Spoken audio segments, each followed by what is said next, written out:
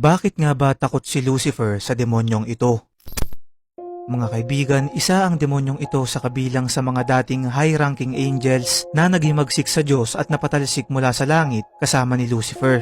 Ayon sa demonology, ang demonyong ito na nagngangalang Astaroth ay isa sa pinakamakapangyarihang demonyo sa spiritual world at sa impyerno. Siya rin ay nabanggit sa iba't ibang libro na may kanya-kanyang mga bersyon, kagaya na lamang ng Biblia, The Book of Abramelin, The Lesser Key of Solomon at Pseudo-Monarchia Demonum. Siya ay inilalarawan bilang isang maputlang nilalang, maitim ang mga mata at may buntot na parang ahas. Hindi literal na sinabi sa mga librong aking binanggit. Natakot nga si Lucifer kay Astaroth, pero inilahad na ang kapangyarihan at malawak na kaalamang taglay nito ay sobrang binibigyang mataas na respeto ni Lucifer, na ayon pa nga sa ilang esoteric traditions ay yumuyuko pa si Lucifer pag dumadaan ito sa kanyang harapan. Pakatandaan na walang ebidensyang magpapatunay sa mga kwentong ito at walang nakakaalam kung totoo nga bang nag-e-exist ang mga karakter na ating nabanggit, dahil wala naman talagang nakakaalam ng totoo dito sa mundo nating punong-puno ng hiwaga.